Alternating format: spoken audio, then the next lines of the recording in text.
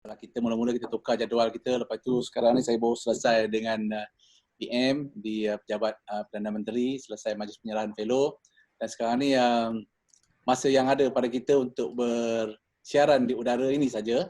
Terima kasih yang masih setia untuk terus berdiskusi pada petang ni. Saya faham masing-masing ada komitmen, tak ada masalah. Yang mana ada, kita teruskan perjuangan. So, di talian dengan saya sekarang ni ada dari Jawatan Kuasa Pembangunan Masyarakat dan Kesihatan ni ada 7 orang.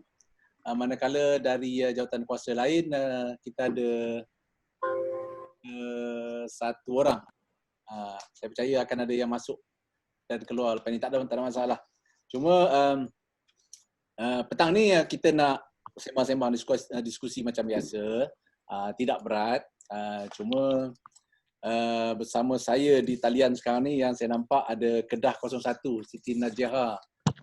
Mana Siti Najiha? Lambai sikit. Najiha, lama tak jumpa, dah dekat 9 bulan kita tak berjumpa. Kemudian Pahang 01, Irfan Zamri. Mana Irfan? Tuan. Irfan ni ada gangguan dari segi visual. Dari segi tu. Jadi macam badut saya. Irfan nampak saya jelas ya? Saya nampak Tuan jelas. Okey Irfan, tak apa, nanti kita tengok macam mana. Kemudian ada juga Selangor 04, Nabil Shazwan. Mana Nabil? Hai Tuan Azan. Okey. Nabil, thank you Nabil. Kemudian Selangor 06, Satesh. Mana Satesh? Satesh ni dia suka kacau saya ni. Mana dia? Satesh yang tengah ada ni. Live. Okey, tak apa, dia mungkin dia masuk, dia keluar masuk sekejap tu . Kemudian Sabah 05, Sharif Eman. Mana Sharif Eman? Tuan. Ada, saya tak nampak muka awak lah. Ada. Okey, thank you Sharif. Dan Sarawak 09, Muhammad Zul Haziq. Yes, saya Tuan. Okey. Muhammad Zul Haziq ada di talian, dan seorang lagi KL 04, Hakim Hafizi. Mana dia Hakim Hafizi? Saya Tuan. Sekejap je, saya nak cari gambar. Okey Hakim. Kemudian kita dari jawatan kuasa lain yang ada bersama kita ni, kalau saya tak salah Selangor 21, Adli Zulhaili. Mana dia? ID ID Zulhaili mana? Ada? ID ada? Okey, kita cari apa, kita bagi masa kat dia. Kemudian kita juga ada sahabat saya ni dari Perak ni. Alif Farhan. Dulu Alif, dengar tak Alif? Alif dengar tak suara saya? Alif yang mute Alif. Tampak. Alif dengar tak? Lain kurang sikit Tuan. Okey. Saya dengar tu. Alif di tempat kerja sekarang Tengah bekerja. Okay, tadi kita ada siapa? Apa Tuan? ID Zuhaili, tapi ID Zuhaili mungkin dia dah keluar sebentar. Kalau dia masuk kita bagi dia peluang lah. Okey, baik. Petang ni kita akan bersama dalam diskusi di bawah Jawatan Kuasa Pembangunan Masyarakat dan Kesihatan.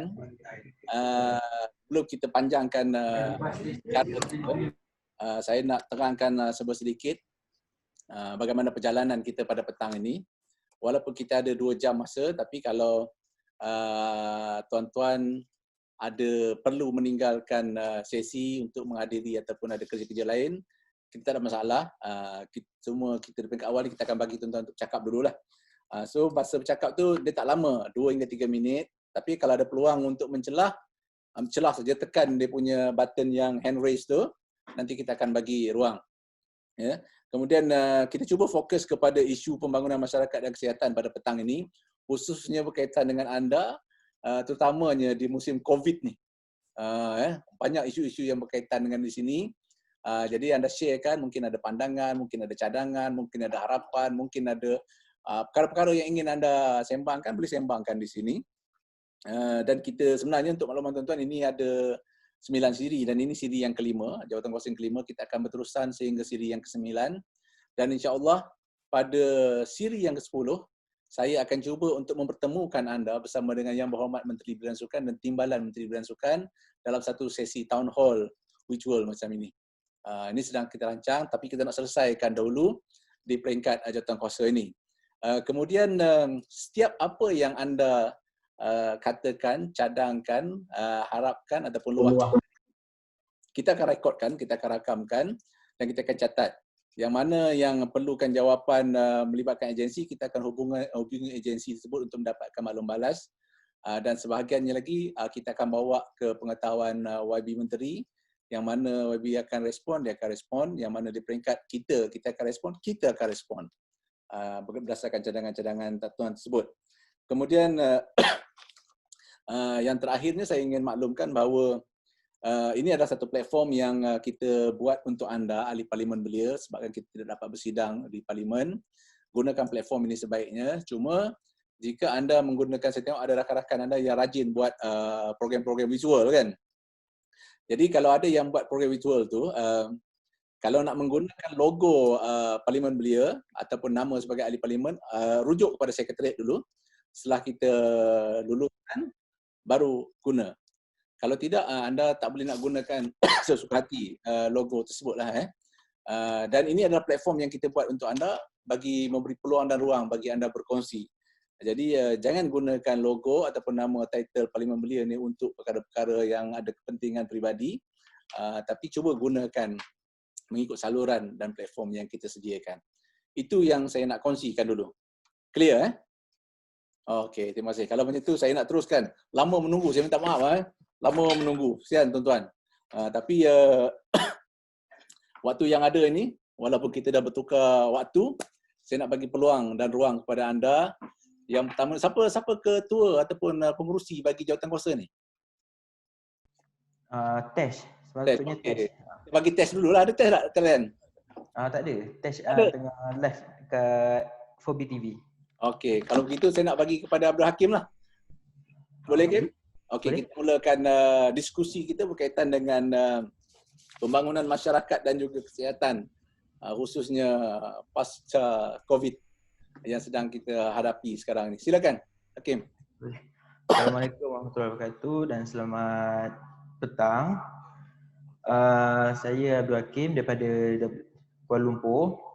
Okay, saya nak menyentuh masih dalam tajuk ataupun topik yang sama, iaitu kesihatan mental.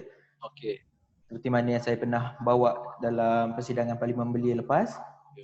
Tapi ini more kepada kes-kes dalam PKP yang sebelum ini. Saya ada dapatkan maklumat ataupun saya pernah melawat sendiri. Ni kes yang melibatkan kesihatan mental, iaitu ada sesetengah ataupun sebuah keluarga yang mengalami satu tekanan, iaitu apabila dia ada sebelum ni dia sibuk dengan bekerja di luar, tetapi dalam masa tempoh Perintah Kawalan Pergerakan berlangsung, so sekeluarga ni duduk di rumah, tapi rumah itu hanya PPR tapi kecil, rumah 2 bilik dan ada ruang ruang tamu tu memang kecil rumah dia. Tapi dalam tu 10 orang duduk. Oh, satu keluarga. Satu keluarga. Saya pernah datang juga melawat. Anak-anak yang paling tua, paling dewasa umurnya? Yang paling tua umur 19. Yang paling muda? Yang paling muda ada baby. Dua orang.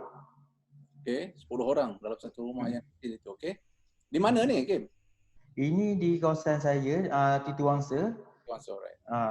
Tetapi keluarga ni telah diambil satu tindakan oleh Jabatan Kebajikan yang dijaga oleh bawah Kementerian Pembangunan Wanita dan Keluarga.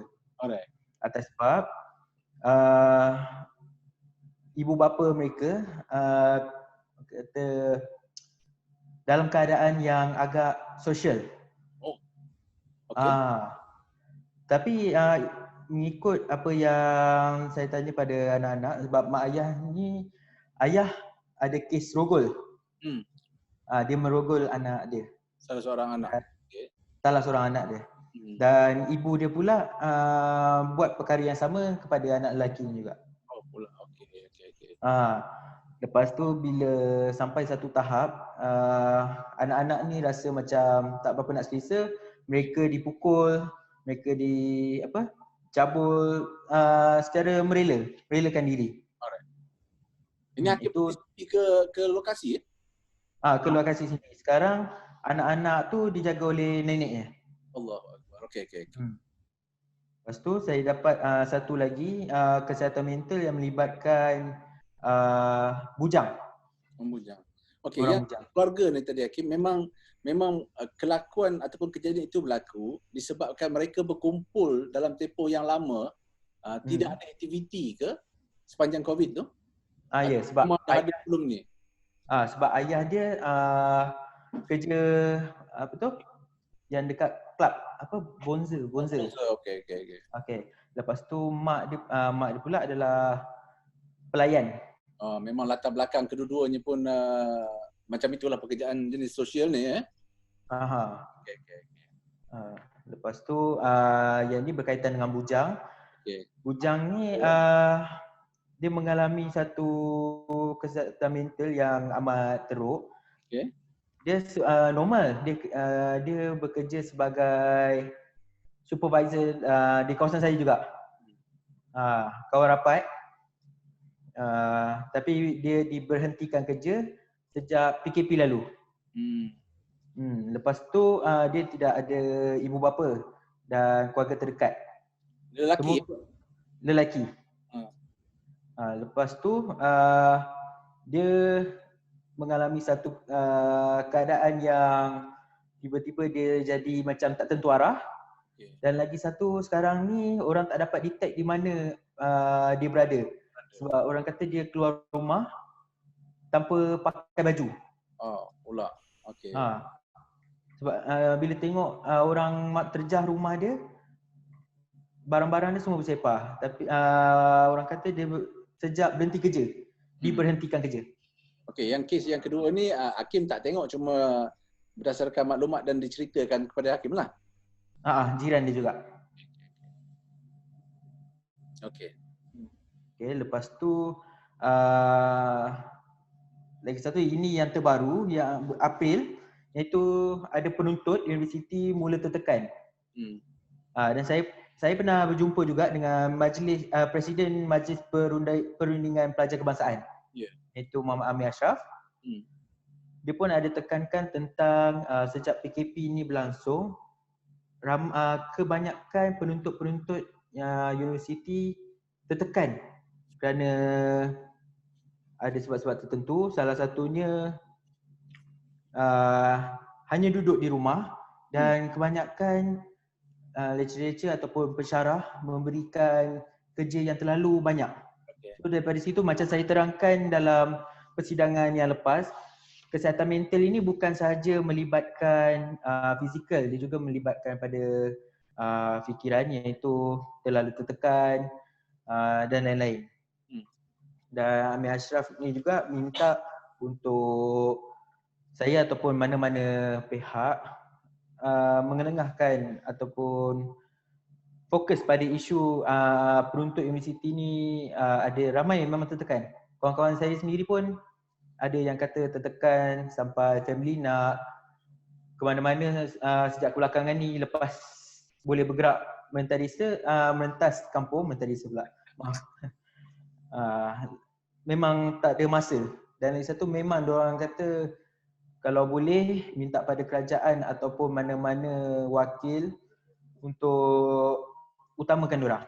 Okey, maknanya yang kes ketiga ni, pelajar universiti ni, dia ada berjumpa dengan Hakim?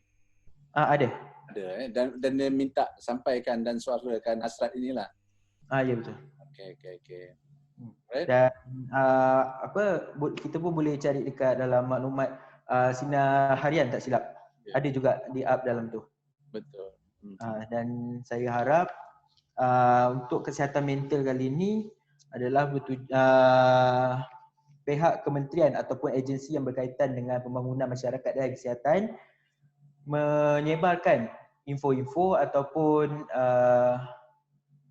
poster yang berkaitan dengan gejala-gejala kesihatan mental ini.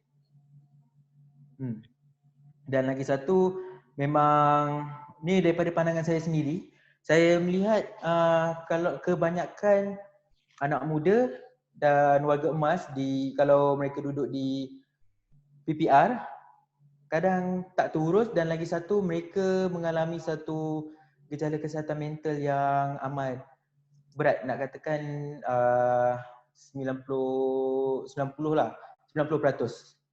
Saya pernah turun sendiri beri sumbangan dan saya tanya apa semua, lain yang disoal, lain yang dijawab. Kadang-kadang saya pernah dikejar. Ada mental disorder. Itulah. Tapi saya dah biasa sebab memang kawasan-kawasan yang jadi tumpuan adalah PPR. Okey. Itu daripada saya, kesihatan mental. Kalau di sini saya buka pertanyaan kalau ada kawan-kawan yang nak tanya ke tentang isu kesihatan mental. Okey, tak apa Kim. Untuk kes yang pertama tu, sekarang ini dah di take care oleh JKM lah maksudnya? Sudah. Dah okey ya. Untuk yang kes yang kedua, orang bujang yang dikatakan hilang tanpa berpakaian ni tadi, dan daripada dia dibuang kerja, sekarang ni gagal dikesan. Gagal dikesan oleh radar. Tak tahu dekat mana dia berada sekarang. Tak tahu dekat mana. Okey. Saya ingat kalau ada waris dia, kena maklum kepada waris lah. Sudah. Dah memang maklum pada waris. Waris pun memang berusaha untuk cari juga. Kita kena maklum kepada pasukan keselamatan. Sebabnya orang yang mengalami tekanan jiwa lah, sakit mental ke apa ke, dia bermula daripada stres, kemudian dia apa kita panggil, kalau stres ni tidak dikawal, dia akhirnya akan menjadi depressed lah. Betul. Tu yang saya tekankan, kesihatan mental ni bukan tafsirkan kepada gila, dia ada peringkat. Ada gangguan. Lepas tu kalau bila dah sampai ke peringkat depress, kalau kita tak kawal, ini yang sampai ke peringkat suicide ni. Jadi step-step ini kepada yang tahu, kita kena maklumkan kepada pihak berkuasa, pihak keselamatan agar dapat take care awal lah. Kemudian so sekarang ni keluarga dia dah buat report kepada polis semua lah. Sudah. Dah ya. Okey, untuk yang kes ketiga ni, pelajar you yang agak tertekan,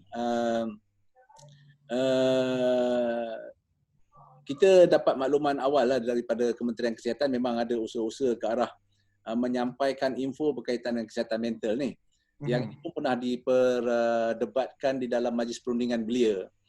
So terima kasih Hakim kerana memberi pada saya terus memperjuangkan lah, daripada di parlimen sampai ke sini pun Hakim masih lagi bercakap, dan kita faham perkara ni sangat serius lah ya. Kita akan cuba, Sekretariat akan cuba berhubung dengan Kementerian Kesihatan untuk tengok apa langkah-langkah terkini berkaitan dengan Kementerian Kesihatan, berkaitan dengan kesihatan mental ni yang dijalankan oleh Kementerian Kesihatan, khususnya berkaitan dengan COVID ni. Yang hilang kerjanya, belia hilang kerja, yang sekolah tak tahan, dia tak feel macam kita lah. Kita berbual, berdiskusi online ni tak sama kalau kita berjumpa di Dewan kan. Tak sama feel dia. Okey, terima kasih Hakim di atas perkongsian yang pertama ni. Saya nak pergi kepada yang kedua. Saya nak bagi pada orang jauh lah pula. Kita bagi Sarawak 09, Zul Haziq. Sharekan kita apa yang Zul Haziq nak sharekan. Okey, saya mulakan dah. Saya mulakan dengan pantun lah. Kalau waktu pembahasan before ni saya mulakan pantun, kan ni pun nak berpantun juga lah. Rindu. Okey. Pernah pantun pula. Mencari timbal si anak dara, di bawah sarang burung kenyalang. Salam sejahtera pembuka bicara, dari Sarawak saya datang. Bismillahirrahmanirrahim. Ya. Zul Haziq, sebelum ni kita baru selesai buat program debat rakan muda. Ya. Join tak? Tak join, tak sempat. Okey, silakan teruskan. Okey. Bismillahirrahmanirrahim. Assalamualaikum, salam sejahtera dan selamat petang pada semua. Nama saya Muhammad Zul Haziq, wakil daripada Sarawak 09. Jadi kali ini saya ingin membawalah menyentuh beberapa isu yang akan kita bincangkan pada petang ini bagi diskusi virtual Parlimen Belia Malaysia bagi peringkat jawatan kuasa 5. Jawatan kuasa pembangunan masyarakat dan kesihatan. Maka isu ni saya bawa berkaitan dengan isu dari negeri di Borneo, tanah Borneo, iaitu pada Sarawak dan Sabah. Khususnya daripada negeri saya sendiri, itu Sarawak, Bumi Kenyalang. Jadi yang pertama adalah isu perhubungan yang perlu kita teliti dan pertingkatkan seperti kemudahan jalan raya. Jadi kita sedia maklum bahawa Sarawak merupakan negeri yang terbesar di Malaysia, di mana keluasannya hampir menyamai keluasan semenanjung Malaysia. Kalau dilihat di kawasan bandar, kita tak ada masalah dalam kemudahan jalan raya. Dengan pembinaan lebuh raya Pen Borneo yang akan memudahkan pergerakan di Sarawak, ini mampu memberi kesenangan untuk bergerak ke sana sini. Tetapi isu ini akan timbul apabila hendak ke kawasan pedalaman. Akses untuk kemudahan jalan raya di pedalaman amatlah mengecewakan dengan keadaan jalan raya yang tidak bertar. Hanyalah menggunakan tanah saja sampai kenderaan pacuan 4 roda seperti Hilux pun boleh tersangkut.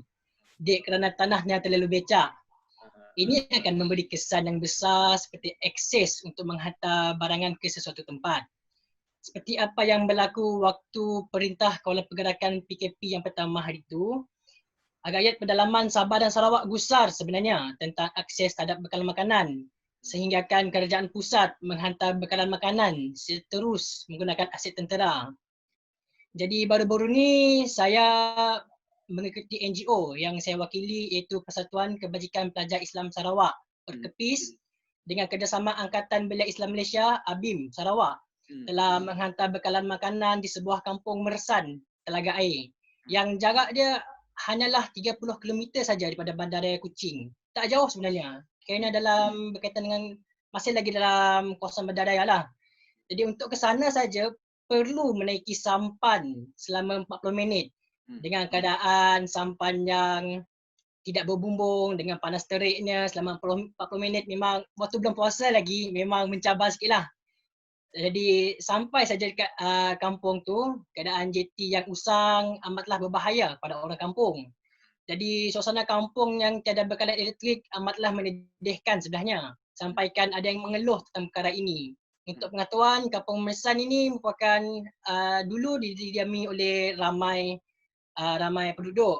Tetapi disebabkan tiada bekalan elektrik dan bekalan air yang bersih, sekarang hanya tinggal 2 buah keluarga saja. Kiranya 9 orang saja tinggal di kampung tu. Jadi apabila isu ini dapat diselesaikan, ianya akan membuka pelbagai ruangan buat rakyat. Contohnya, rakyat di pedalaman akan lebih mudah untuk kawasan pekan ataupun bandar bagi urusan penting, serta memudahkan pergerakan ulang-alik untuk pergi bekerja. Jadi itu isu yang pertama. Jadi isu yang kedua adalah isu kemudahan capaian internet. Jadi baru-baru ini kita ada melihatlah posting yang tular di media sosial, di kaca TV, di media macam-macam media lah, di akhbar apa semua, di mana seorang pelajar universiti sanggup tidur di kawasan ladang bagi mendapatkan capaian internet untuk sesi kelas secara atas talian. Sampai macam tu sekali Sampai macam tu. Jadi ini juga dikuatkan lagi dengan isu di mana guru-guru di pedalaman tak dapat untuk menghubungi anak-anak murid mereka bagi memastikan bahan pengajaran dan pembelajaran sampai pada anak murid. Dek kerana terlalu sayangkan anak bangsa, sampaikan ada yang guru sendiri turun ke rumah panjang bagi menghantar bahan pengajaran dan pembelajaran sendiri walaupun perlu menaiki sampan. Jangankan isu capaian internet, masalah untuk melakukan panggilan telefon juga sering menjadi bualan mulut. Tetapi usaha kerajaan negeri Sarawak melalui Menteri Muda di Pejabat Ketua Menteri Hal Ehwal Korporat dan Unit Komunikasi Awam Sarawak, iaitu YB Encik Abdullah bin Haji Saidul, pada November 2019 berkata kerajaan negeri akan menekankan sebenarnya pembangunan digital luar bandar, di mana manifestasi dengan pembinaan 300 menara telekomunikasi baru akan dibina. Berita ini pasti dinanti-nantikan warga pedalaman kerana akhirnya akan dapat merasai dunia digital dengan lebih luas lagi. Kalau dah dapat talian yang bagus semua, dapatlah diorang tengok diskusi kita petang ni. Jadi itu isu yang kedua. Yang ketiga adalah isu masalah. Ya. mohon celahan. Ya, boleh. Disilakan. Okey, terima kasih sahabat 09. Saya faham 01, setuju dengan apa yang dikatakan oleh sahabat saya sahabat 09 sebentar tadi. Perkara soal kemudahan asas ini bukan sahaja di negeri Sarawak, malah di semenanjung Malaysia, negeri Pahang, negeri terbesar di semenanjung Malaysia juga mengalami perkara yang sama, terutamanya di perkampungan-perkampungan kawasan orang asli. Di negeri Pahang kita ada 262 perkampungan orang asli yang menempatkan 67,000 orang asli. Namun kebanyakan mereka, hampir 41% daripada mereka keciciran daripada pelajaran. Berpunca daripada pengangkutan dan juga jalan raya yang jauh daripada kawasan sekolah. Dan saya nak minta pandangan daripada Sarawak 09. Setelah 60 tahun lebih kita merdeka, apakah perancangan yang sebagai seorang anak muda yang boleh kita ketengahkan kepada pihak kerajaan supaya kita dapat selesaikan isu ini, bukan sahaja di negeri Pahang, di negeri Sarawak, malah di seluruh Malaysia. Terima kasih Sarawak. Okay, terima kasih sahabat saya daripada Pahang 01, saudara Irfan. Ini dah macam jadi Taiwan ni. Betul. Jadi kalau boleh kita nak lebih santai. Boleh. Jadi betul lah, kalau kita tengok capaian internet di Malaysia ini, kita tahu kita sedang bergerak ke arah teknologi 5G. Jadi 5G kalau kita tengok akan mengubah segala-galanya lah pada masa hadapan, dengan orang kata boleh merupakan pembedahan daripada jarak jauh, daripada Sarawak boleh bedah orang di Kedah contohnya. Jadi kita perlu lihat balik semula dari segi capaian internet di Malaysia. Rata-rata di seluruh Malaysia capaian untuk 4G tak terlalu besar, apatah lagi kalau 3G. Jadi saya sarankan sebenarnya kepada kerajaan Malaysia melalui kementerian yang berkaitan untuk mempertingkatkan lagi lah dalam capaian internet ataupun telekomunikasi ini. Sebagai contoh, kita dapat tengoklah kalau waktu PKP ni belajar atas talian, ada pekerja atas talian, tapi disebabkan kerana capaian internet yang terlalu tidaklah terlalu mengecewakan, tapi orang cakap so-so lah, jadi akan agak memberatkan lah. Jadi saya cadangkan lah untuk kita tingkatkan lagi, mungkin dari segi liputan dengan pembinaan menara telekomunikasi yang boleh meliputi kemungkinan dalam satu tiang tu boleh meliputi dalam kawasan 500 km macam tu lah. Jadi kemudian untuk saranan untuk Kementerian Pendidikan Malaysia, jikalaulah pada masa hadapan kita ada pandemik lagi, kita tidak minta lah, tapi jika ada, kita sebelum ini kita ada satu virtual learning orang cakap tempat belajar online lah, namanya Frog VLE. Jadi kita boleh menggunakan benda tu dan kita pertingkatkan lagi lah untuk pada masa hadapan. Jadi mungkin dah menjawab lah untuk soalan saudara Irfan tadi. Alright. Okay. Jadi saya bergeraklah pada isu yang ketiga. Kita santai ya petang ni. Jadi isu yang ketiga ni adalah isu masalah perkhidmatan perbankan. Jadi waktu PKP sebelum ini, pergerakan merentas daerah di Sarawak adalah dilarang sama sekali. Ini menjadi kegusaran lah pada warga di pedalaman Sarawak untuk dapatkan RM1 lah untuk belanja setiap hari, untuk beli barangan, makanan apa semua. Sebagai contoh, sebuah daerah di Sebuyau Sarawak hanya mempunyai satu mesin ATM saja. Bayangkan satu daerah yang besar hanya mempunyai satu mesin ATM saja. Jadi ini akan menjadi rebutan lah untuk warga sekeliling. Bank rakyat kalau tak silap. Jadi saya ada turun batu tu untuk beri pertolongan untuk bulan puasa itu. Jadi Sarawak 09, izinkan saya mencelah untuk isu ATM ni. Boleh silakan. Okey, macam saya pun sebelum ni pernah berkhidmat selaku MPP di sebuah IPTA awam, dan di mana saya pun bercadang untuk mempertingkatkan ataupun menambah jumlah ATM yang sedia ada di kawasan. Saya diberitahu oleh pihak bank yang mana saya telah ataupun berurusan dengan pihak bank untuk Nabil, kita Nabil. menambah. Ya saya. Sekarang ni Nabil hanya tempat dagu lah sebenarnya. Oh, okay. Sorry. Okay. Okay, kita menambah jumlah ATM di sesuatu kawasan, kita mempunyai jumlah penduduk yang melebihi 5,000 penduduk. Okay, sekiranya lah kita nak menambah jumlah ATM di kawasan pedalaman, kita kena make sure, kena pastikan jumlah penduduk di kawasan tersebut berjumlah 5,000 dan ke atas, barulah pihak bank dia akan consider untuk menambah jumlah ATM. Ya, saya pun sedia maklum bahawa kegusaran rakyat-rakyat dan penduduk di Borneo tentang masalah isu-isu berkenaan dengan kekurangan ATM, kesukaran untuk ke bandar apa semua, dan melibatkan bila satu ATM je, bila pihak bank nak ke sana nak collect duit untuk urusan tu pun bila ada ATM kehabisan duit, saya faham tu. Jadi saya berharap saudara Muhammad Zul Haziq dapat mencadangkan satu mekanisme yang terbaik bagaimana untuk kita menambah baik ATM di kawasan pedalaman, kerana prosedur yang ada hendaklah 5,000 penduduk bagi satu kawasan. Yang di kawasan pedalaman adalah kurang daripada 5,000 kebanyakannya. Kira 5,000 penduduk, bukan 5,000 pengguna ke apa dia kena. Terima kasih saudara Nabil. Jadi betul lah, saya ada cadangan jugalah berkaitan benda ni. Tapi saya nak bagi contoh dululah, saya sambung balik. Macam di daerah Sebuyau tadi, hanya ada satu mesin ATM. Sebelum ini tak silap saya ada 2 ataupun 3, tapi kebanyakannya rosak lah. Jadi mesin ATM ni dikendalikan oleh sebuah korporasi keluarga sebenarnya di Sebuyau. Jadi mesin ATM ni menjadi rebutan lah untuk warga sekeliling untuk mengeluarkan duit. Sampaikan ada yang sanggup berbaris daripada pagi semata-mata nak keluarkan duit je.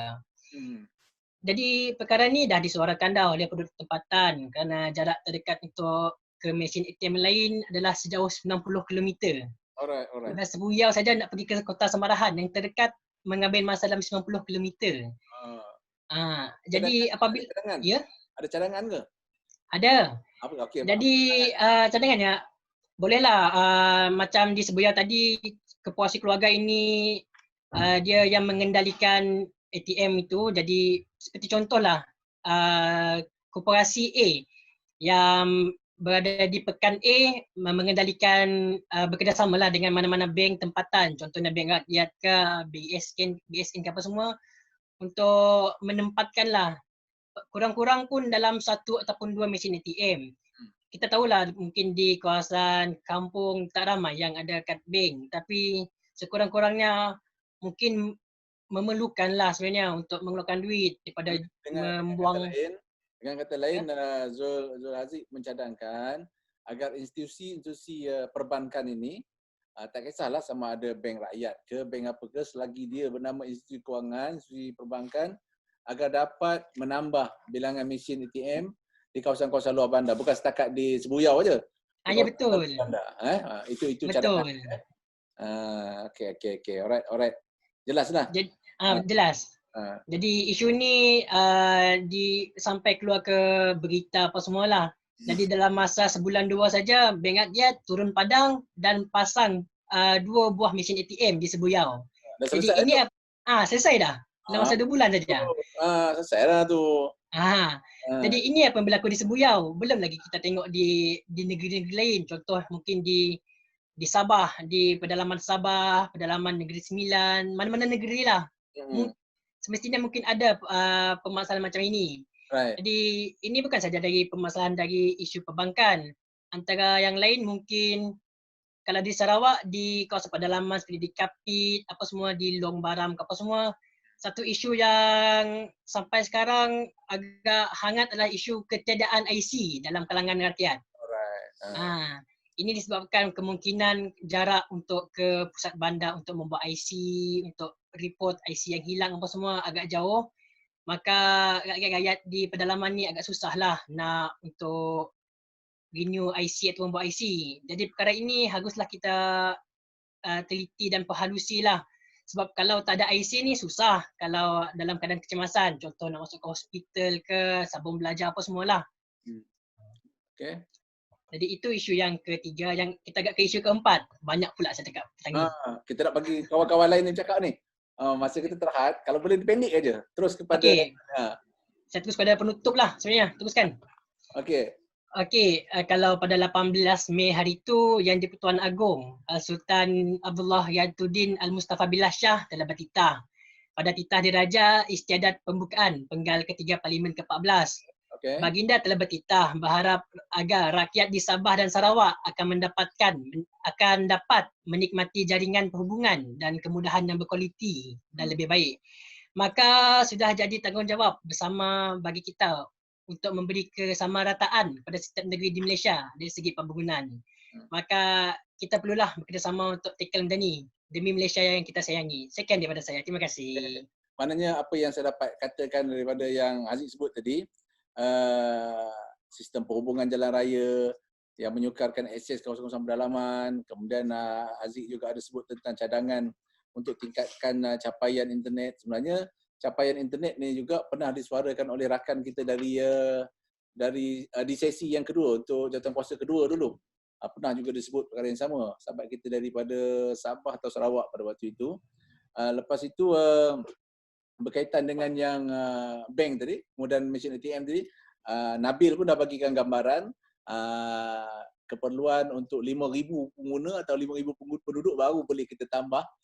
Cuma di peringkat Parlimen Belia, mungkin Haziq dengan orang muda di Sarawak tu mungkin boleh fikirkan apa cadangan, apa kaedah lain selain daripada yang menambahkan mesin. Sebab yang tadi tu di Seboyau tadi dah selesai tu sebenarnya masalah dia. Dan yang terakhir tadi kemudahan perhubungan di Sabah Sarawak ni juga kalau kita tengok pernah dibangkitkan sebelum ini dan juga ada kaitan dengan kemudahan capaian internet dan juga nombor 1 kemudahan perhubungan yang Haziq sebutkan tadi. Cuma bila berkaitan dengan IC, yang ini kita akan cuba bertanya kepada pihak JPN nanti apakah langkah-langkah yang diorang boleh mainkan untuk membantu pendaftaran ataupun proses pendaftaran untuk membolehkan penduduk di luar pedalaman ni untuk memiliki IC. Okey. Betul Betul Haziq ya? Betul. Okay. Terima kasih Zul Haziq. Sarawak 09. Saya nak bekerja ni sebenarnya tuan-tuan, saya nak bagi semua bercakap. Kalau boleh kita jangan terlalu lama. Sebenarnya saya nak bagi 2 hingga 3 minit. Cuma saya tak sampai hati pasal tuan-tuan dah tunggu lama. So saya nak bagi kepada suara wanita ni. Kalau tidak wanita dia marah saya ni. Jadi kita nak bagi Kedah 01. Sambil itu kalau tuan-tuan ada yang perlu keluar ataupun nak dulu bercakap, bagi isyarat je pada saya akan bagi laluan anda. So kita bagi pada Siti Najiha Kedah 01, silakan. Okay, baik. Terima kasih Encik Azan. Assalamualaikum dan salam sejahtera kepada Teruskan. Okay. Kepada semua. Okay, topik saya Siti Najiha dari Kedah. Alright, baik. Berkaitan dengan topik hari ni saya nak bercakap tentang topik isu denggi. Denggi, okey. Okey. Saya pun kuat. So okey. Kita tahu selain daripada sekarang ni yang kita tengah alami adalah COVID-19. COVID-19. Tapi kita tak boleh lupakan juga benda yang menjadi bukan isu baru iaitu isu denggi lah. Kerajaan kita tahu dah membelanjakan peruntukan berpuluh-puluh juta tiap tahun untuk aktiviti mencegah serta bertanggung kos rawatan sakit denggi. And then kita boleh nampak kita boleh lihat adalah 7 April 2020 berdasarkan sumber dari Bilik Gerakan Denggi Kebangsaan CPRC, Kementerian Kesihatan Malaysia KKM adalah sebanyak 35,847 kes. Daripada jumlah tu yang banyak negeri, antara negeri yang mencatatkan kes paling tinggi adalah Selangor, diikuti Johor, Wilayah Persekutuan dan lain-lain lagi. Okey. So bila kita tengok benda ni, kita tengok angka pun Isu dia apa? Okey. Isu dia ialah walaupun kerajaan membuat banyak aktiviti misalnya Ops Gempur Denggi, 10 minit hapuskan Aedes untuk nak galakkan komuniti supaya kita perlu menjaga kawasan kita supaya tak ada Aedes ataupun kes Aedes dapat dikurangkan. Okey, jadi cadangan saya dekat sini ialah kita kena, kalau boleh kita perlu menilai semula denda yang diberikan. Contoh dia macam Akta Pemusnahan Serangga Pembawa Penyakit 1975 hanya mengenakan kompaun sebanyak RM500 kepada pemilik premis serta penutupan premis seperti tapak bina dan kilang buat sementara waktu. Dan benda ni dilihat tak memadai dengan kesan dengki terhadap masyarakat sebabnya mereka mampu bayar dan ulang lagi. Okey, mungkin ada orang yang kata kali pertama 500 dan yang bakal datang tu dia dinaikkan. Tapi kalau boleh kita perlu tegaskan bahawa di contoh akta ni kan hanya perlu bayar 500. Kalau boleh kita perlu nilai semula supaya benda ni bagi penegasan kepada orang kata kita tak boleh memandang remeh tentang perkara ni. Alright. Dan nak bagi orang ambil perhatian kalau 500 ni dia buat tak macam tak ada apa-apa je macam mana? You cadangkan macam mana? Okey. Yang saya okey, contohnya macam kita boleh tengok daripada segi mungkin boleh adakan satu polisi terhadap pemaju. Contohnya kalau dia pernah buat sekali kesilapan dan dia ulang lagi, maknanya kita mungkin perlu adakan list, adakan update senarai tapak yang dikeluarkan dengan perintah berhenti kerja yang dah banyak kali dah buat benda yang sama. Itu kalau mungkin kita boleh. Itu kalau di kawasan pembangunan ataupun pembinaan. Kalau di kawasan ini kawasan perumahan. Okey. Kalau di kawasan perumahan, dalam kawasan perumahan pun kita boleh tengok juga sebab contohnya okey, maksud saya kalau 500 tadi, kalau denda 500, kita denda kepada pemaju yang kawasan pembinaan dia tu menakung jentik-jentik yang mengakibatkan penularan denggi ini, 500 pada dia tak ada apa-apa lah. Betul. Sekarang ni denggi juga berlaku di kawasan perumahan dan banyak pun di kawasan perumahan. So yang ini macam mana? Bukan 500 ke nak tambah ke ataupun Najihah ada cadangan pandangan yang lain? Okey, pada pendapat Najihah, contohnya kan untuk kita pun tahu untuk yang kawasan perumahan lagi tinggi sebenarnya daripada yang pemaju semua tu. And then benda ni okey, contohnya di flat. Di flat. Kadang-kadang kat keliling tu kita tak boleh nak pantau satu rumah terlalu banyak. Jadi cadangannya mungkin kalau nak tetap dari segi denda lah, denda tu tahap dia punya yang kita perlu bayar tu mungkin perlu lebih tinggi daripada yang asal. Tak pun kita perlu cari cara yang baru untuk tekankan kata benda ni benda yang serius. Contohnya kadang-kadang mereka ni tak mau bayar denda tu sebab mereka rasa macam takkan mereka nak kena bayar benda tu hanya sebabkan ialah jentik-jentik. Mindset tu yang kita perlu ubah sebenarnya. Okay. Sebenarnya jentik pun kalau di dalam kawasan premis dia bertanggungjawab lah.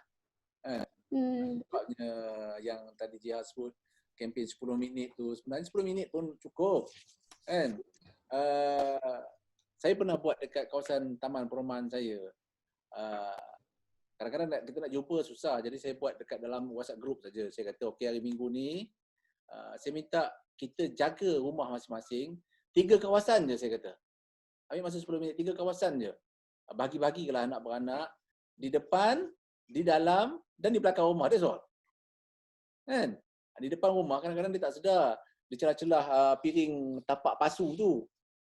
Itu di luar rumah, sebelah depan selalunya.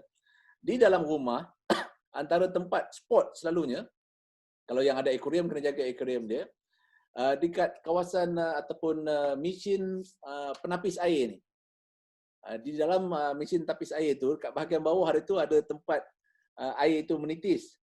Kalau beberapa hari dibiarkan, di dalam kawasan itu dia akan ada jentik. Yang ini selalu orang rumah terlupa. Suri-suri rumah terlupa ataupun ahli keluarga rumah terlupa.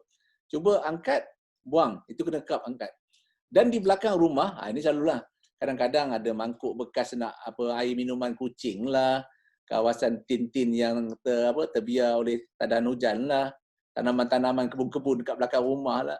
Jadi 3 kawasan ni kalau semua jaga, kita boleh bantu untuk membentras wabak Aedes dan denggi ni. Itu pandangan saya lah. Sebab ini yang saya amalkan, sebab kebetulan saya juga adalah ahli kombi tu di kawasan saya. Jadi kesedaran tu kena datang daripada individu tu sendiri, betul tak? Betul. Okey. So saya take note yang cadangan-cadangan Najihah tadi, terutama untuk menaikkan atau meningkatkan lagi denda ataupun compound.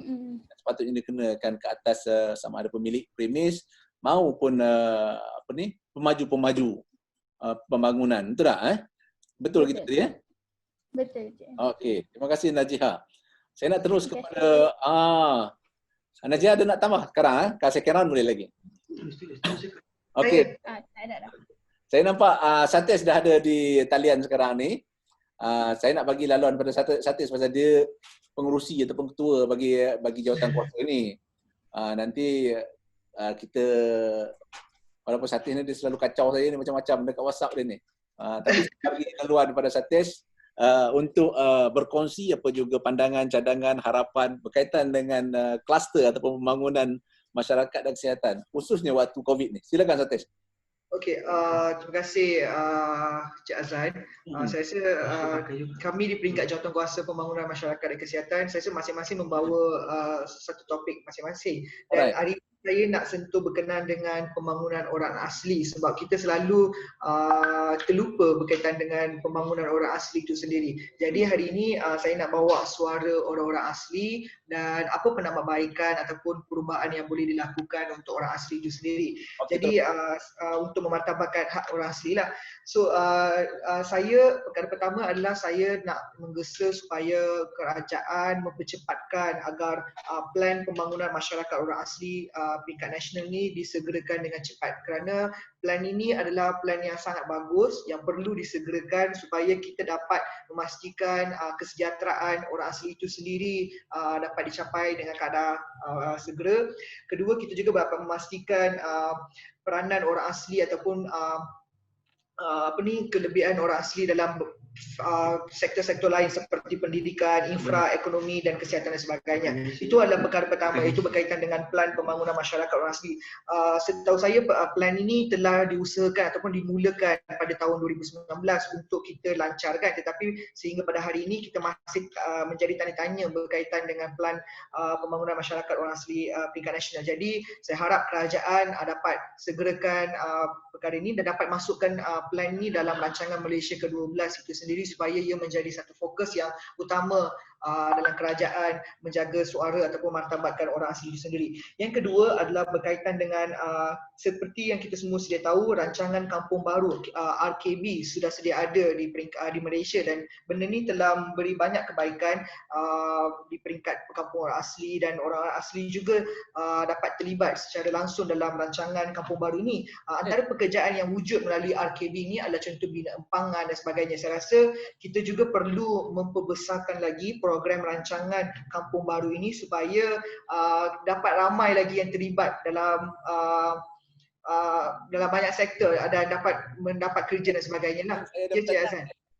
Ya Cik Azlan. Bila kita sebut rancangan kampung baru, tapi tadi disebutkan orang asli, adakah rancangan kampung baru yang dimasukkan test ini rancangan kampung baru untuk orang asli ataupun rancangan kampung baru yang di kampung baru ni? Rancangan kampung baru yang saya maksudkan RKB ni adalah untuk orang asli, bukan yang kampung baru di Kuala Lumpur tu. So rancangan kampung baru orang asli memang dah sedia ada, dah dilaksanakan di bawah Kementerian Pembangunan Luar Bandar. Tetapi apa yang saya nak ni, saya nak program ni dibesarkan lagi supaya ramai lagi terlibat dan ramai dapat kerja melalui rancangan ni. Sebab tujuan rancangan kampung baru yang diwujudkan pada sebelum-sebelum ni adalah untuk memastikan kualiti hidup dan orang asli ni dapat pekerjaan. Jadi sekarang ni kita nak... Di Selangor ada kan? Ya saya. Di Selangor ada kan? Di Selangor ada rancangan kampung baru ni? Yang ada setahu saya Selangor dengan Pahang. Selangor dengan Pahang, alright, betul.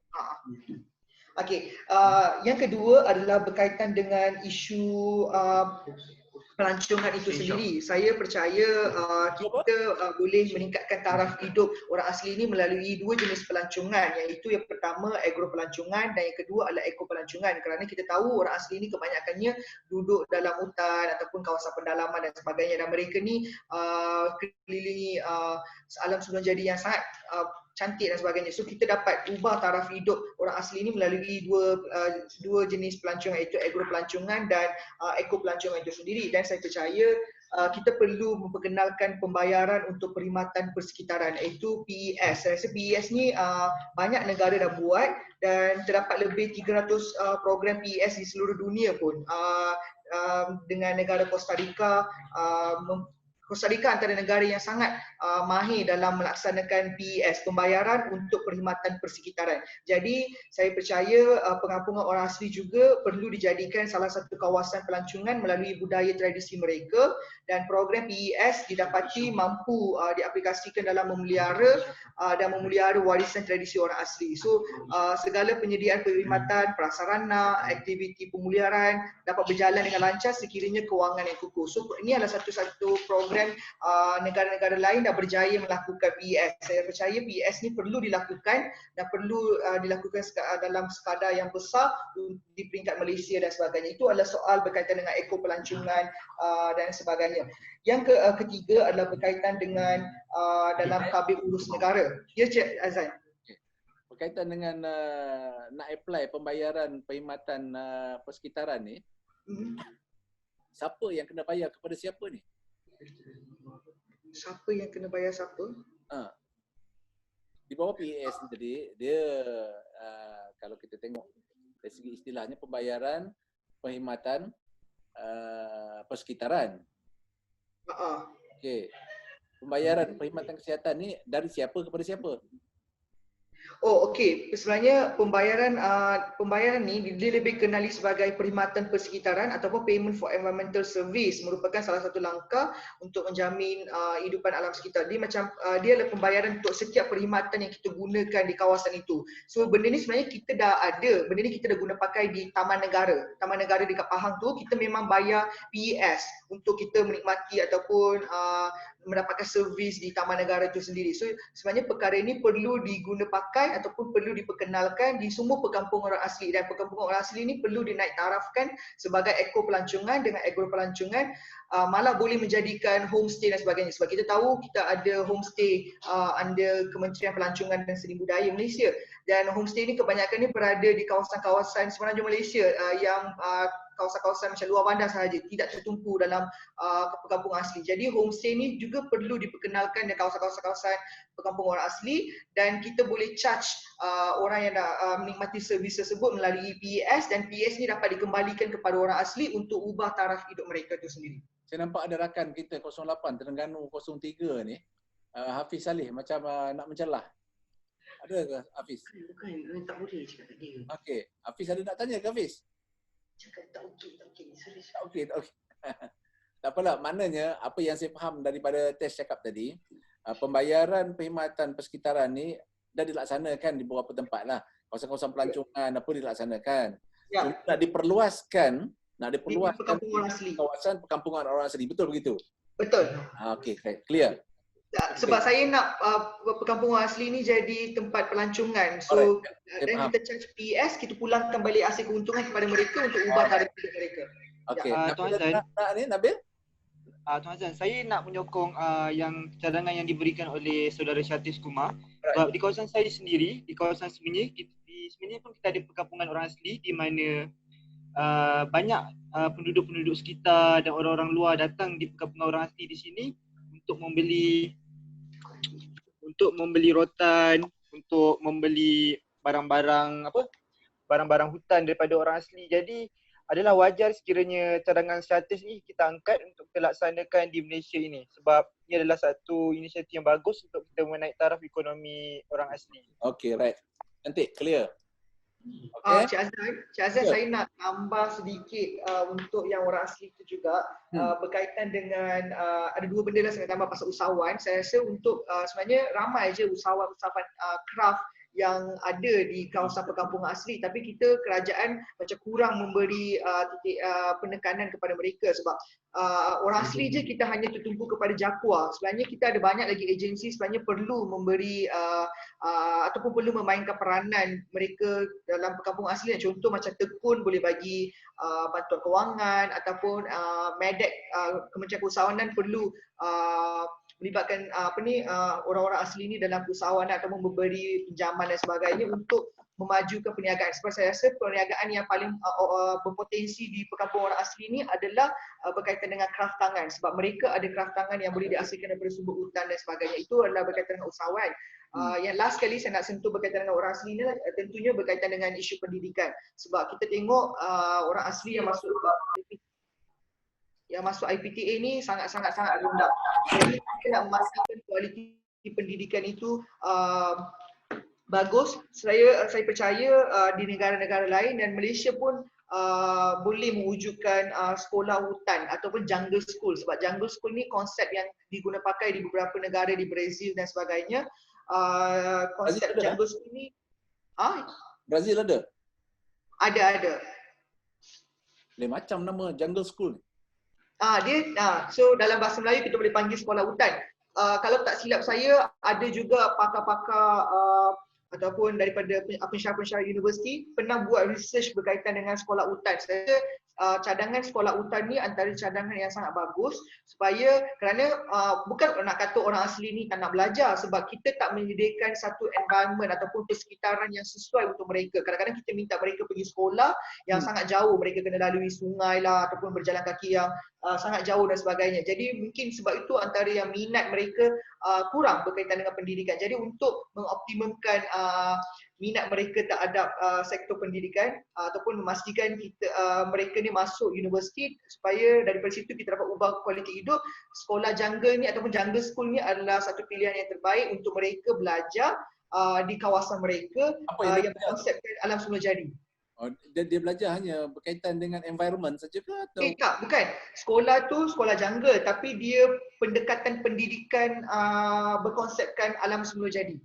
Dia bukan belajar pasal alam hutan je, tapi dia pendidikan yang berkonsepkan alam semula jadi. Dia belajar semua jugalah. Ya, belajar semua juga. Okay. Jungle school namanya. Ya, jungle school. Okay, itu sahaja kot Cik Azan daripada saya berkaitan dengan orang asli. Okay, terima kasih Satish. Satish dia pejuang masyarakat orang asli ni. Banyak ada beberapa idea dia pembangunan orang asli. Kemudian dia minta kerajaan kalau boleh percepatkan plan pembangunan masyarakat orang asli untuk dipercepatkan. Kemudian Satya juga ada sebut tentang rancangan kampung baru untuk orang asli.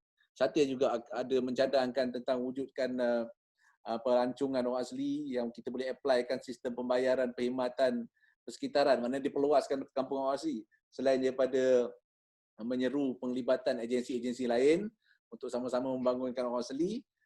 Di samping memperkenalkan sistem persekolahan yang yang pernah di-applykan di Brazil katanya, yang disebut sebagai jungle school. Okay, thank you Satish, pejuang masyarakat orang asli ni. Setakat ni antara orang asli yang agak moden yang saya pernah jumpa di kawasan mana, Selangor Kita ada je ramai je orang asli yang dekat ni kampung yang belakang zoo tu antara yang okey sikit lah, yang belakang zoo negara. Ada. Ulu Kelang. Cuma dalam kes orang asli ni Satish dan rakan-rakan, ada setengah kawasan perkampungan dan penempatan orang asli ni memang komuniti dia memang dah sebati bersedia untuk bersama-sama dalam arus pembangunan. Ada setengah perkampungan orang asli yang saya pernah pergi, memang dia akan kekal dengan cara hidup turun-temurunnya. Saya pernah pergi ke kampung Cuih di dekat Royal Bloom. Dia ada Cuih 1, Cuih 2. Ketika saya belajar tu, kita buat kerja amal di sana. Kita bangunkan dia punya perpustakaan, kita ajar anak-anak dia tentang kewangan untuk membolehkan dia memasarkan hasil-hasil tanaman dia ke pekan. Tapi sebenarnya dia lagi advance. Dia dah boleh kira, kalau mata wang tu dia boleh kira beratus-ratus ribu dia boleh kira dah. Dan dia belajar dekat perpustakaan tu pun dia boleh membaca apa semuanya. Cuma dia tetap kekal dengan gaya hidup dia di situ, cara hidup di situ. Belajar tinggi-tinggi pun dia kata nak pergi ke mana macam itulah. Jadi dia kekal. Tak semua perkampungan orang asli ni yang dia bersedia untuk menikmati arus pembangunan yang future lah, masa depan kan. Itulah kita kena wujudkan macam mana kita nak ubah persepsi itulah, sebab persepsi tu yang menyebabkan mereka ni tak maju. So kita pun nak lihat mereka seiring dengan bangsa-bangsa yang lain. So kita tahu bangsa-bangsa Melayu, Cina, India, kita semua dah maju, dah ada satu tahap yang cukup bagus in terms of kualiti hidup, kesejahteraan sosial dan sosial ekonomi dan sebagainya. Tapi orang asli ni masih ketinggalan jauh in terms of sosial ekonomi. So saya rasa sosial ekonomi ni yang sangat penting. Kita tak boleh nak suruh mereka terlibat secara langsung dalam soal politik ataupun ekonomi. Mungkin itu bukan minat mereka, tapi soal taraf kehidupan ataupun taraf kualiti hidup dengan sosial ekonomi ni, saya rasa kita perlu memainkan peranan. Which is saya rasa agensi-agensi kerajaan ni perlu memainkan peranan lah. Tak boleh Jakua je, sebab kalau kita bergantung kepada Jakua ni macam dia kadang-kadang Jakua pun macam berkepentingan juga kepada mana-mana suku tertentu. So jadi sebab kita ada 18 suku dekat negara ni, so kita perlu pastikan peranan semua orang. Saya rasa soal orang asli ni perlu merentas kementerian. Macam kita bercakap soal belia ni merentas kementerian kan. Sama juga soal orang asli ni perlu pastikan dia merentas semua kementerian dan sebagainya. Alright. Betul macam Sati cakap tadi. Pasal belia ni pun kita merentas kementerian. Belia ni kalau diikutkan dengan dalam kabinet kita sekarang ni ada, kata saya ada 19 kementerian yang ada fungsi peranan dan kaitannya dengan belia. Jadi bukan di bawah Kementerian Belia dan Sukan saja nak take care tuan-tuan ni. Ada 19 kata silap, ada 19 kementerian yang ada kaitannya dengan belia. Okey, terima kasih Satish. Samalah juga macam orang asli tadi. Ada berbagai agensi lagi dia akan merentas. Bukan sekadar Jakua saja. Okey, saya nak bagi ruang dan peluang kepada rakan kita yang mana tadi Nabil tadi hanya mencelah. Nabil tadi hanya mencelah Nabil. Sekarang ni saya nak bagi peluang Nabil pula berbicara. Silakan Nabil. Okey, bismillahirrahmanirrahim. Okey, suara saya clear tak? Okey, clear.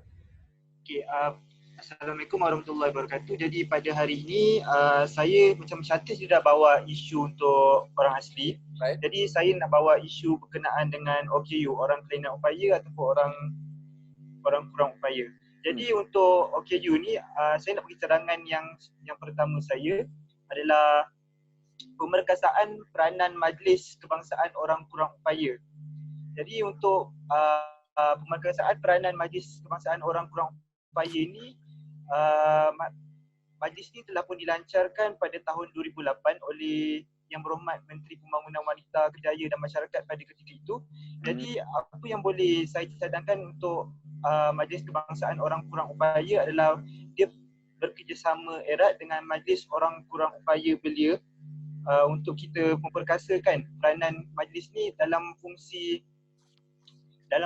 merangka polisi dan membantu kerajaan. Jadi apa yang boleh dilakukan, yang pertama adalah melalui kerjasama erat dengan Yang Berhormat Senator OKU yang baru, iaitu yang mewakili golongan OKU, Yang Berhormat Senator Puan Adi Barazi yang baru dilantik baru-baru ni. Jadi Puan Adi Barazi ni dia telah pada 5 hari lepas saya telah melihat beliau telah pun membuat memorandum MOU, iaitu perjanjian dengan Yayasan Wanita Malaysia untuk memperkasakan wanita OKU. Nanti saya akan berhubung dengan beliau berkenaan dengan apa intipati MOU tersebut, yang mana intipati tersebut memfokuskan berkenaan dengan memperkasakan wanita OKU. Okey. Teruskan Nabil. Terputus.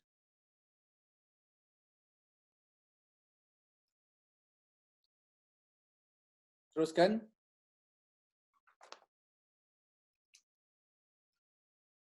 Kita terputus talian kita sekarang ni.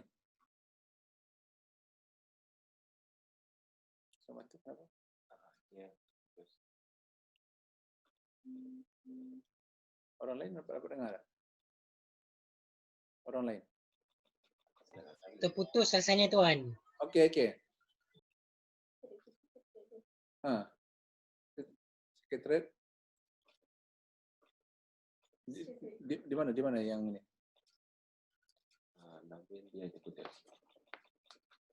Satesh boleh dengar saya? Pasal ini pun.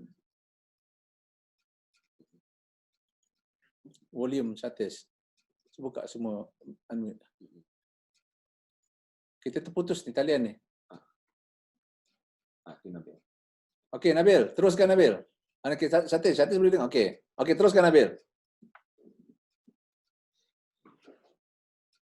Nabil boleh teruskan sekarang. Okey, maafkan saya tadi masalah rangkaian internet.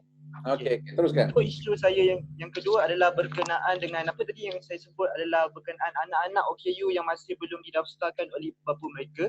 Yang mana sebagaimana kita sedia maklum di Malaysia jumlah OKU adalah seramai 44 juta orang, 4 juta lebih. Yang mana yang didaftarkan setakat ini hanyalah sejumlah 400,000.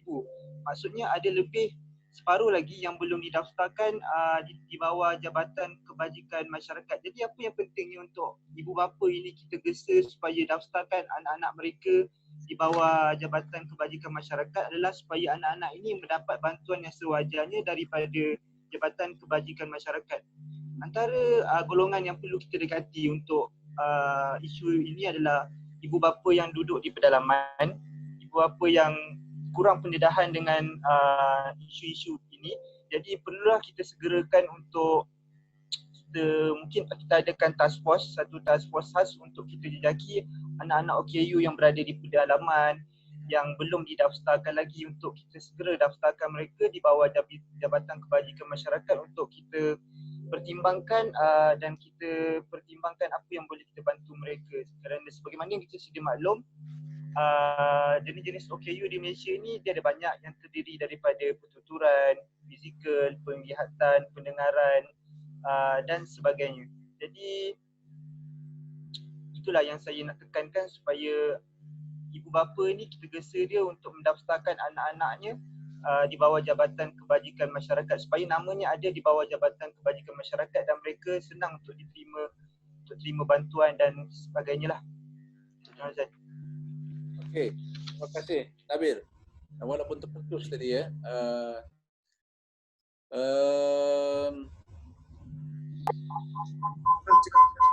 Assalamualaikum.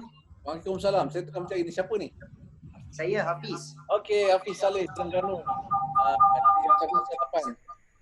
Hafiz boleh dengar saya Hafiz? Ya. Okey. Untuk makluman kawan-kawan. Jap. Teknikal jap. Saya ada teknikal jap Alright. Untuk makluman kawan-kawan dari Assalamualaikum warahmatullahi wabarakatuh. Okey, Hafiz boleh dengar saya Hafiz? Jap, sekurang. Okey, dengar. Hafiz boleh dengar saya? Okey, ya saya. Saya di talian. Okey, untuk makluman kawan-kawan kita dari Jawatan Kuasa kelima ni, bersama kita di talian juga ada saudara Hafiz dari Jawatan Kuasa ke-8 ya. So Hafiz pun terima kasih kerana meluangkan masa pada petang ni. Saya nak bagi peluang dan ruang pada Hafiz kita bercakap di bawah Pembangunan Masyarakat dan Kesihatan. Itu ada kawan tu pengintai sebelah tu. Okey, silakan. Tak ada, kita orang Satesh.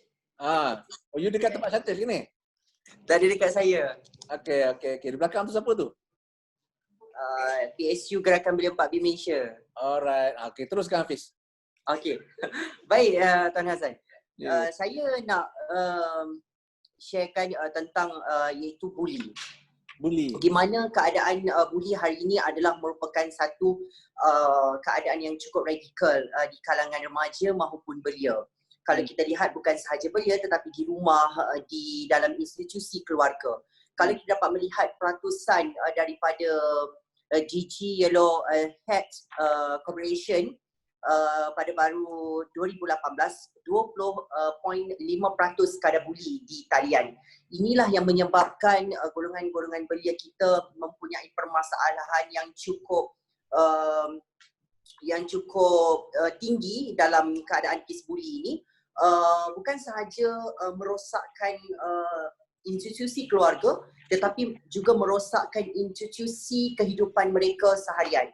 Sebab itulah saya mohon agar kes buli ini dapat kita tangani supaya bawa ke peringkat yang lebih tinggi. Apa yang perlu kita laksanakan adalah saya cukup menitik beratkan mata pelajaran civic.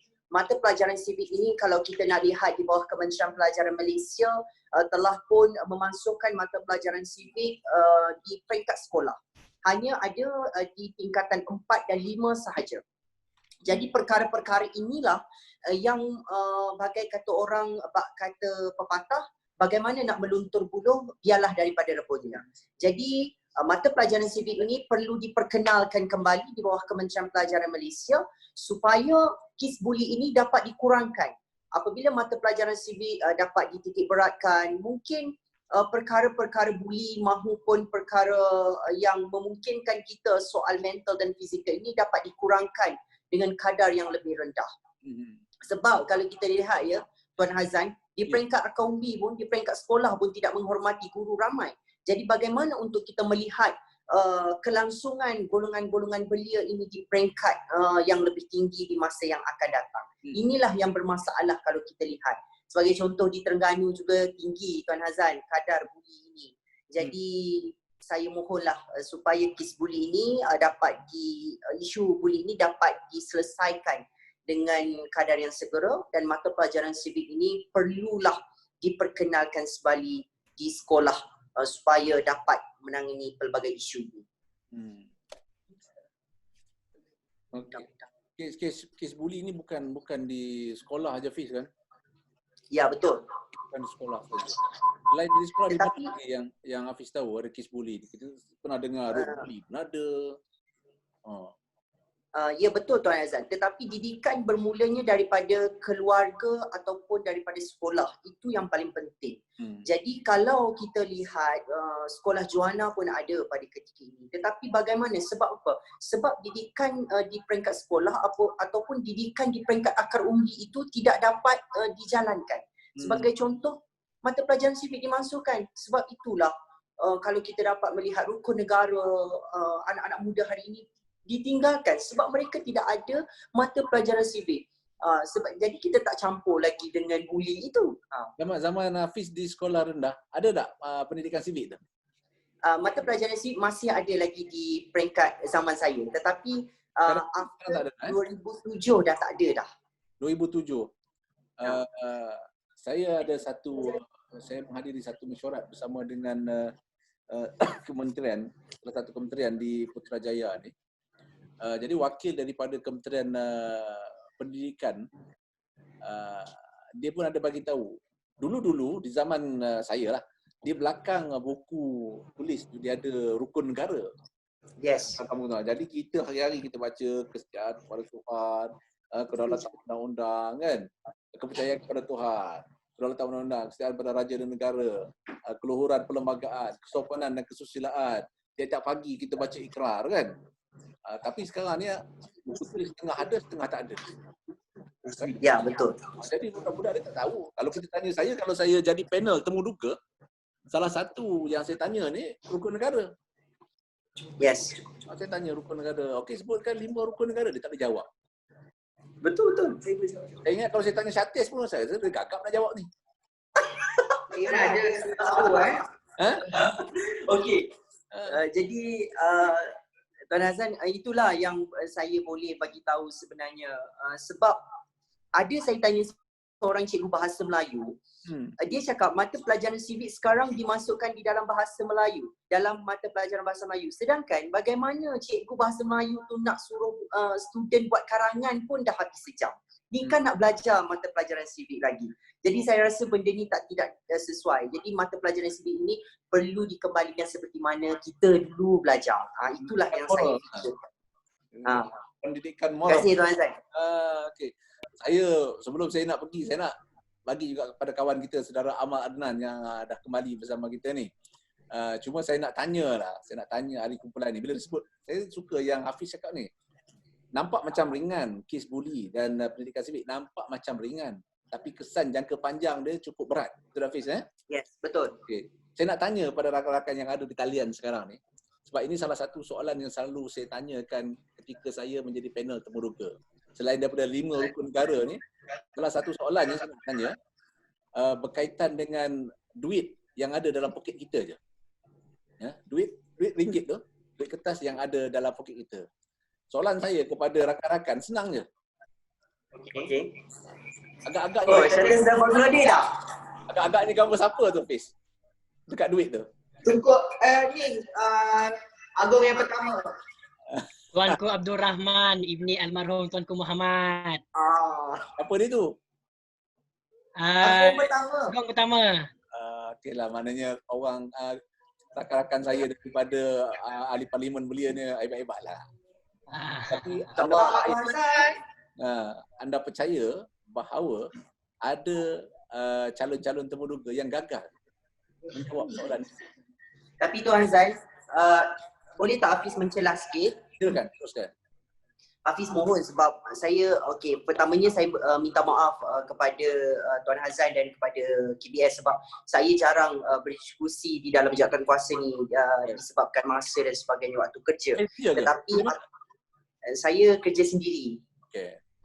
Okey, tapi apa yang saya nak bagi tahu supaya Parlimen Belia ini perlulah diangkat, benar-benar diangkat ke peringkat yang lebih baik supaya mereka ini dapat menyuarakan apa yang berlaku di peringkat akar undi, peringkat nasional dan sebagainya. Ini adalah satu usaha yang begitu baik bagi saya. Tetapi alangkah baiknya kalaulah Parlimen Belia ini tempohnya diangkat lebih tinggi sedikit sampai 2022 sebab kita ni rindu bersidang, rindu nak jumpa Tuan Hazan sebenarnya. Jadi itulah yang saya mohon supaya dilanjutkan tempohnya, bukan gila kuasa tetapi kami banyak lagi nak bagi tahu dekat dalam Dewan Yang Mulia.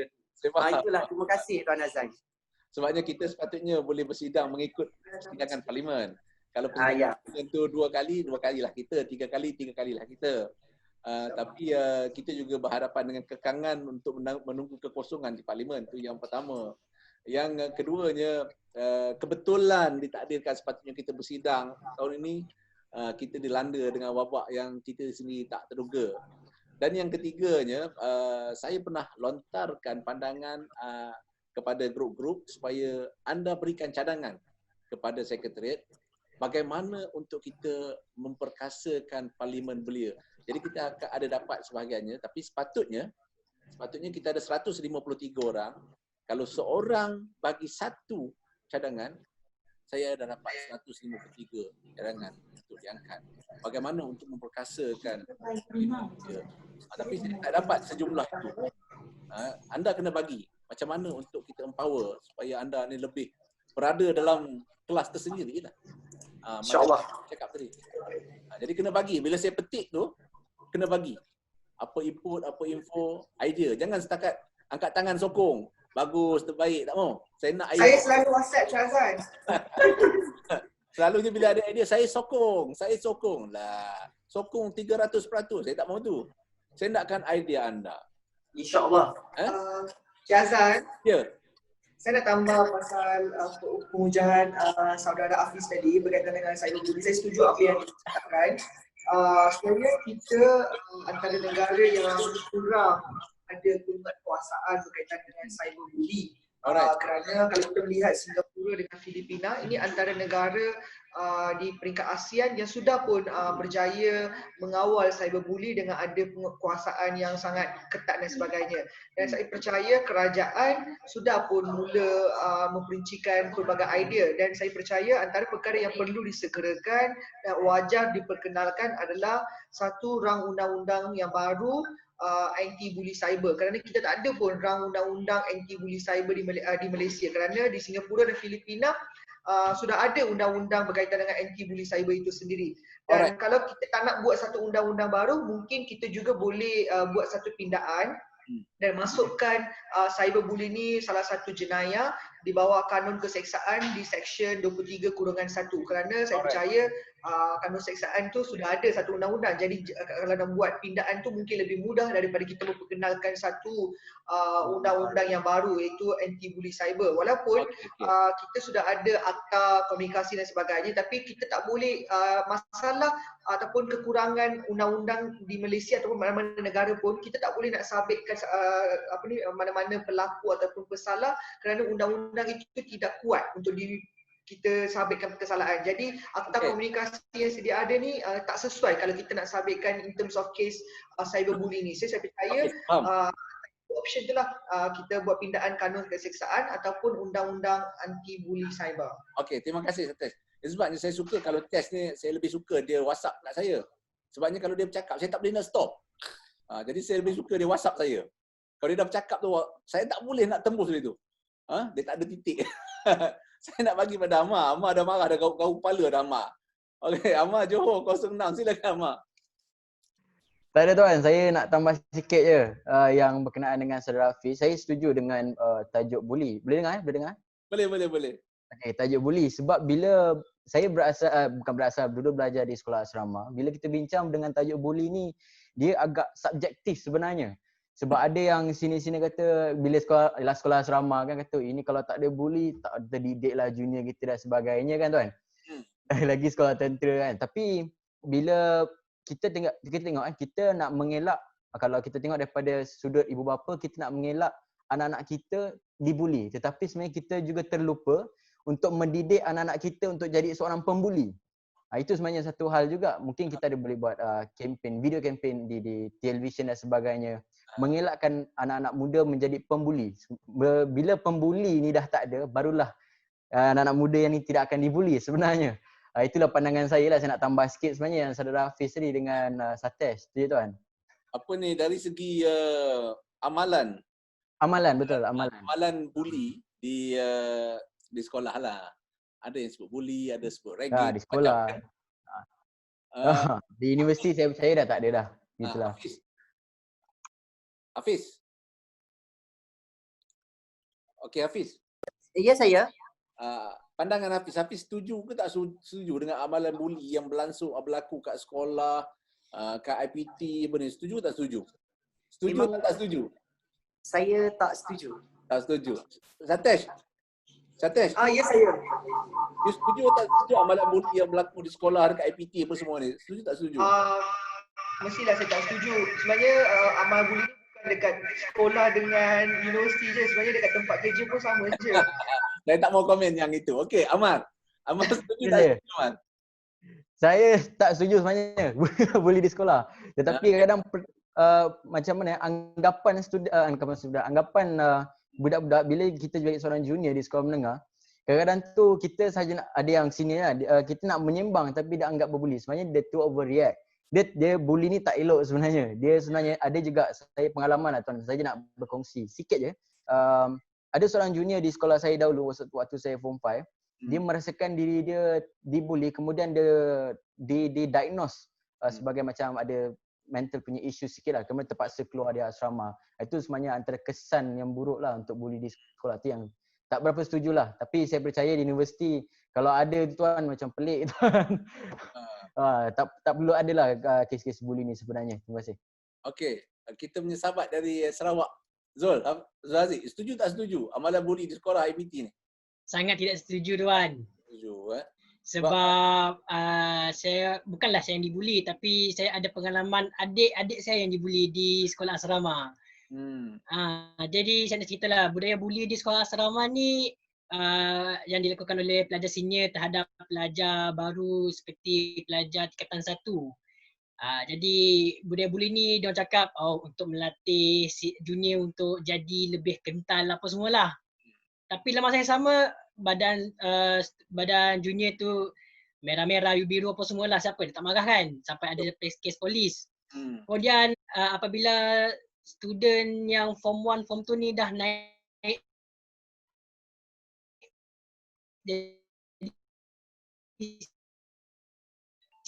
dia balas pula kepada generasi yang pula teruskan budaya membuli ni. Okey, jelas tu. Jadi bagi budaya membuli ni patut dikekang lah. Dia menggunakan platform minggu orientasi asalnya, tetapi pelaksanaan secara keterlaluan yang melibatkan adanya sentuhan fizikal, adanya tekanan terhadap mental individu itu menyebabkan kesan dia jadi lain. Asalnya sepatutnya minggu orientasi saja kan, untuk kita memahamkan dia tentang sesuatu budaya ataupun kehidupan. Kalau di asrama lah, itu asalnya. Tapi apabila melibatkan adanya sentuhan fizikal ataupun tekanan terhadap mental mangsa, itu dia jadi lain tu. Kemudian dia akan bertambah kepada isu cabar mencabar. Dia didorong pula oleh dendam kerana batch dia sebelum ini buat ke atas dia. Batch sebelum ni, itu yang jadi benda tu menjadi amalan yang akhirnya memberi kesan yang tak baik dalam masyarakat. Sampai ada yang masuk penjara lah. Ada masuk penjara, kes, jadi kes berat. Okey, Abdul Hakim dari KL 04. You setuju tak setuju dengan amalan muli ni? Tak setuju. Tak setuju. Okey, tuan-tuan dan puan-puan, adik-adik yang saya kasih sekalian, kita dah melewati pukul 4.20 pada waktu ini. Ada 10 minit saja lagi untuk kita berbicara. Terima kasih kerana anda bersama saya. Saya nak bagi anda setengah minit seorang. Kalau ada benda nak cakap, setengah minit je. Saya nak mula dengan Satesh. Sebenarnya tak cukup setengah minit untuk saya. Tapi tak apalah. Sebenarnya kami di peringkat jawatankuasa sudah pun bawa idea berkenaan dengan gender equality.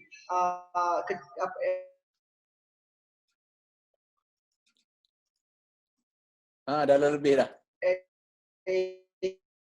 Itu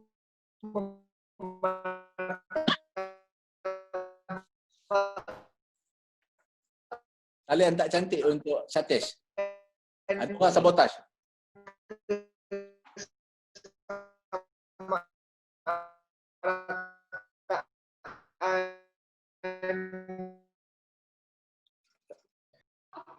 Line dia. Syazan dah left. Mana dia? Syazan terkeluar tu. Syazan mute. Okey. Satesh dah lebih dah. Setengah minit. Okey, saya bagilah setengah minit. Jangan lama, sikit je. Satesh, ni unmute balik. Satesh. Okey, saya bagi Satesh setengah minit sekarang. Okey, Cik Azlan, sebenarnya saya nak cakap berkaitan dengan isu pembangunan masyarakat ni sebenarnya luas. Saya rasa semua banyak lagi perkara yang boleh dibincangkan. Selain isu yang kita bincangkan pada hari ini, ada lagi isu berkaitan dengan kesamarataan gender, gangguan seksual yang kini kian meruncing dalam alam maya ataupun secara fizikal pun gangguan seksual ini berterusan.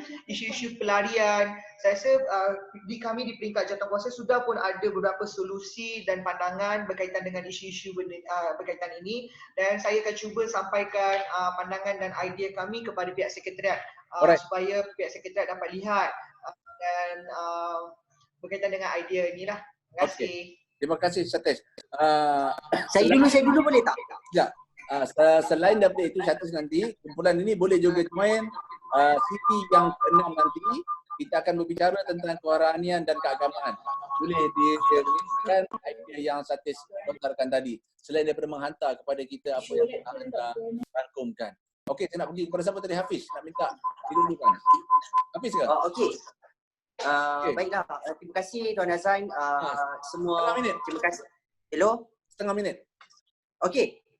Apa yang saya nak rumuskan adalah apa yang isu yang dibangkitkan pada hari ini supaya dibawa ke peringkat yang lebih tinggi, supaya perkara-perkara ini dapat diselesai dengan keadaan yang segera. Bukan sahaja kita berforum, bercakap, tetapi apa yang dibahaskan, apa yang dibawa oleh ideologi anak-anak muda ini dapat diangkat ke peringkat yang lebih tinggi. Dan terima kasih kepada Tuan Azlan kerana memberi peluang dan ruang kepada kami and the team supaya Parlimen Belia ini bukan sahaja hanya nama semata-mata. Tetapi parlimen belia ini ada function dia, ada kualiti yang perlu kita lihat ke peringkat yang lebih baik. Itu sahaja. Bukan sekadar ritual semata-mata seperti parlimen digital. Terima kasih. Terima kasih. Terima kasih Hafiz. Okey, kita siapa? Saya tak sokong parlimen digital. Saya tak sokong parlimen digital. Kalau dari segi keabsahan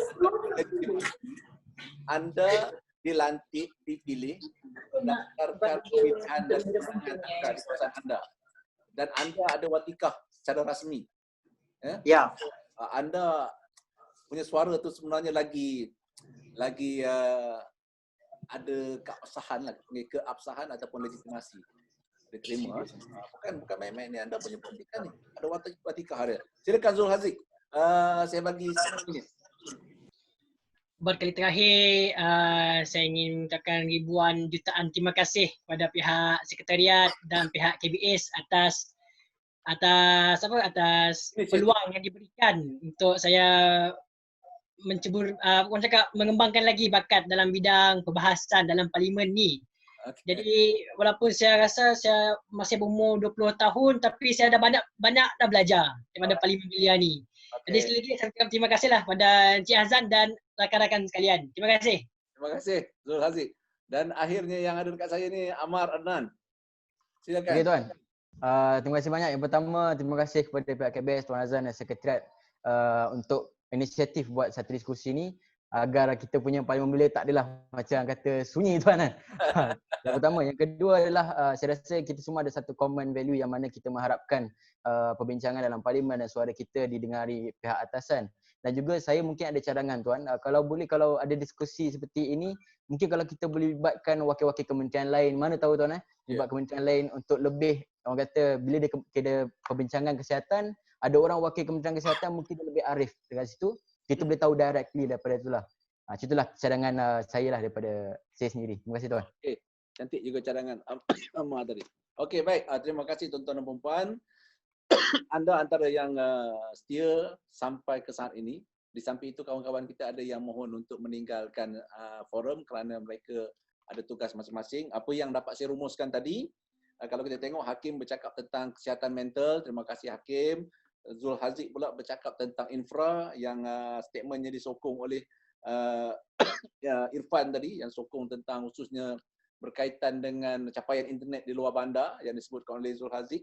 Begitu juga Saudara Nabil yang menyokong tentang perlunya tambahan mesin kewangan khususnya di luar bandar yang disebutkan oleh Nabil tadi, merujuk kepada kemudahan yang disebutkan oleh Zul Haziq. Kemudian kita juga sempat bersama dengan Najiha tadi yang membangkitkan isu denggi yang perlunya ditingkatkan, dinaikkan lagi dia punya compound untuk memastikan rakyat terus kekal, setia dan menjaga kebersihan persekitaran. Kemudian perjuang masyarakat orang asli petang ni, Saudara Syatis, yang ada 4 isu berkaitan orang asli diketengahkan, menarik juga yang Syatis sebutkan tadi. Kemudian pejuang bagi golongan OKU, Saudara Nabil. Terima kasih Nabil. Antaranya saya suka statistik yang Nabil sebut tadi, 4.4 juta dalam masyarakat pendaftaran untuk OKU, cuma 400 orang saja yang mendaftar. Satu kenyataan yang agak cantik. Perlunya ada kesedaran untuk keluarga bertanggungjawab untuk memastikan anak-anak OKU-nya diberikan mendapat pendaftaran daripada CKM supaya dapat menikmati kehidupan yang sempurna. Okay. Kemudian kita juga berterima kasih kepada Saudara Nabil daripada Jawatankuasa 8 yang memberikan penekanan akan perlunya pendidikan civik di samping minta kita bersama memberikan perhatian terhadap isu buli yang melanda. Dan akhir sekali tadi kita sempat bersama dengan Amar yang menyokong tentang usul ataupun hal berkaitan dengan buli yang dibangkitkan oleh Hafiz. Itu antara 9 daripada anda yang sempat mengambil bahagian dalam diskusi kita pada petang ini. Saya ucapkan terima kasih banyak-banyak yang tidak terhingga di atas komen. Saya cukup gembira dengan idea anda, perkongsian anda. Bagi pihak diri saya dan seluruh sekretariat Parlimen Belia, Kita mohon ampun dan maaf kerana kita terpaksa menganjakkan masa daripada 12.30 hari kepada 2.30 petang, dan saya pula minta maaf kerana lewat hampir 15 minit kerana menyelesaikan tugas di Pejabat Perdana Menteri tadi. So saya harap kita boleh berjumpa lagi dalam siri yang akan datang. Temu janji yang berikut ini adalah bersama dengan kerohanian dan juga keagamaan minggu depan. Minggu depan 15 hari bulan Julai. Jadi anda boleh menyertai sama, tak ada masalah. Kalau berkesempatan boleh sertai forum kita pada minggu depan.